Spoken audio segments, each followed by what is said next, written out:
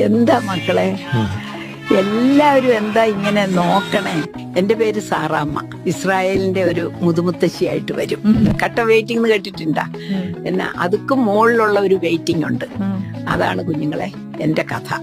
കുറെ വർഷങ്ങൾക്ക് മുൻപ് ദൈവവിശ്വാസിയായ എന്റെ കെട്ടിയോൻ അബ്രാഹം ഒരു ദിവസം ഓടി വന്ന് എന്നോട് പറഞ്ഞു, നാടും വീടും വിട്ട് ഇറങ്ങണമെന്ന്.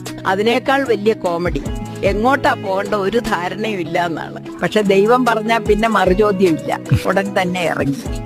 യാത്രക്കിടയിൽ ദൈവം ഒരു സർപ്രൈസ് വാഗ്ദാനം തന്നു, ഞങ്ങൾക്കൊരു കുഞ്ഞുണ്ടാകുമെന്ന്. ആ കുഞ്ഞിലൂടെ ഒരു വലിയ ജനത തന്നെ ഉണ്ടാകുമെന്ന്. ഞങ്ങൾ കാത്തിരുന്നു. 1 വർഷം, 5 വർഷം, 10 വർഷം. എന്റെ പ്രായം 80 കടന്നു. ആ സമയത്ത് ഞാൻ വിചാരിച്ചു ദൈവത്തെ ഒന്ന് സഹായിക്കാമെന്ന്. അങ്ങനെ എന്റെ ദാസി ഹാഗാറിനെ അബ്രഹാമിന് കൊടുത്തു. സംഗതി ഉഷാറാവുമെന്ന് വിചാരിച്ച് എനിക്ക് തെറ്റി. ഫാമിലിയിൽ പ്രശ്നങ്ങളുടെ പെരുന്നാളായിരുന്നു. മക്കളെ, ലൈഫിൽ ഷോർട്ട് കട്ട് നോക്കിയാൽ ഇതുപോലെ പണി പാളൂട്ടാ. അങ്ങനെ എനിക്ക് പ്രായം 90ആയി. പല്ലൊക്കെ പോയി, മുടിയൊക്കെ നരച്ചു. അങ്ങനെ ഇരിക്കുമ്പോൾ 3 പേര് വന്ന് പറയുകയാണ്, അടുത്ത വർഷം സാറയ്ക്ക് ഒരു മകൻ ഉണ്ടാവുമെന്ന്. സത്യം പറഞ്ഞാൽ എന്റെ കൺട്രോൾ പോയി. ഞാൻ അങ്ങോട്ട് ചിരിച്ചു.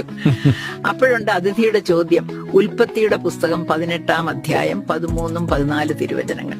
വൃദ്ധയായ തനിക്കിനി കുഞ്ഞുണ്ടാകുമോ എന്ന് ചോദിച്ചു സാറ ചിരിച്ചത് എന്തുകൊണ്ട്? കർത്താവിന് കഴിയാത്തത് എന്തെങ്കിലും ഉണ്ടോ? മക്കളെ, പിറ്റേ വർഷം എന്റെ കയ്യിൽ, എന്റെ ചോരയിൽ പിറന്ന ഒരു കുട്ടി. 90-ാം വയസ്സിൽ പ്രസവം. ഞാൻ അവനെ ഇസഹാക്ക് എന്ന് പേരിട്ടു. അർത്ഥം എന്താണെന്നറിയാമോ? ചിരി. എന്നെ നോക്കി കളിയാക്കി ചിരിച്ചവർക്ക് മുമ്പിൽ ഞാൻ അഭിമാനത്തോടെ ചിരിച്ചു.